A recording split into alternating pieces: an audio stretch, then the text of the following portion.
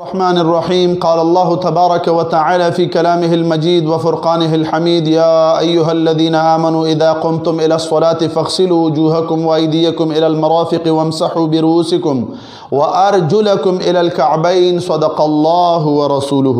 معززو ناظرینو کتونکو، دین اسلام اہم درس جاری دی شریعت مطہرہ. ہر یو حکم ځان له درس مونږ تاسو ته په یو مختصر وخت کې در رسولو کوشش کوو.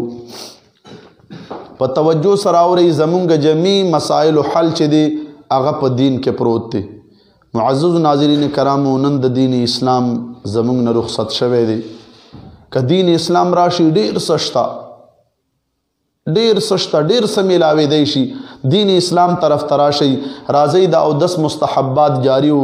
ډیرې خوږې دعاګانې د اودس د اندامونو وینځلو وخت کې راغلی دي.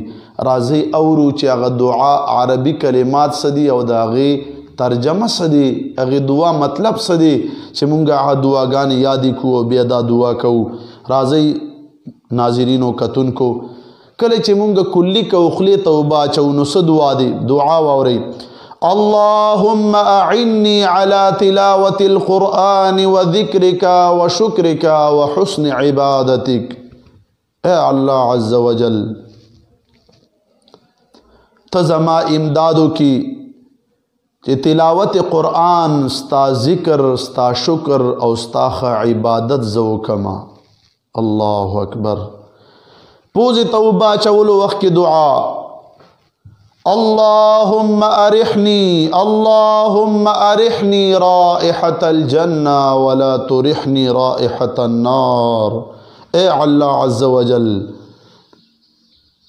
تماتا جنت خوشبو رابوئی کا او جہنم بدبو نہ میں وساتا. جنت خوشبو میں نصیب کا، دوزخ بدبو نہ میں تو وساتا. مخ وینځلو وخت کی دعا: اللهم بيض وجهي يوم تبيض وجوه وتسود وجوه. اے اللہ، زما مخ روخانه کا، زما مخ سپین کا، زما مخ چمکدار کا. په هغې ورځې چې مخونه به سپینیږي او مخونه به توریږي. الله. خلاص وینځلو وخت کی دعا: اللهم اعطني کتابی بیمینی وحاسبنی حسابا یسیرا. اے اللہ، ما ته عمل نامه په خلاص باندې راکا او ما سره آسان حسابو کتابو کا. گس لاس وینځلو وخت کی دعا: اللهم لا تطعني کتابی بشمالی ولا من وراء ظهری. اے اللہ، ما تخپل نام اعمال په گس لاس مرا کوا، د شان رستو مرا کوا، ځکه چې دا د جهنمینو تبا په دې انداز باندې نام اعمال ملاویږي. الله مو دې ته وساتي.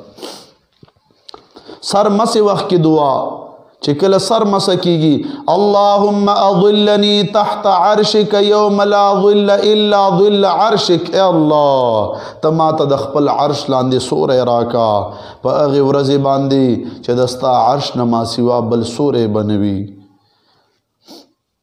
وګونو مسه وخت کې به څه دعا کوو: اللهم اجعلني من الذين يستمعون القول فيتبعون احسنا.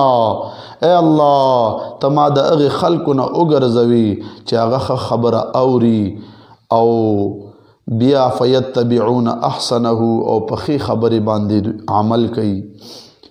د سټ مسې وخت کې دعا: اللهم اعتق رقبتي من النار. اے اللہ، زما سټ چې دی جهنم اور نه آزاد کا.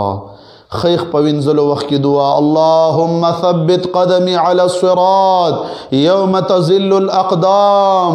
اے اللہ، تما ثابت قدم اوسیا په پولی صراط باندې په هغې ورځې چې قدمونه به خویږي.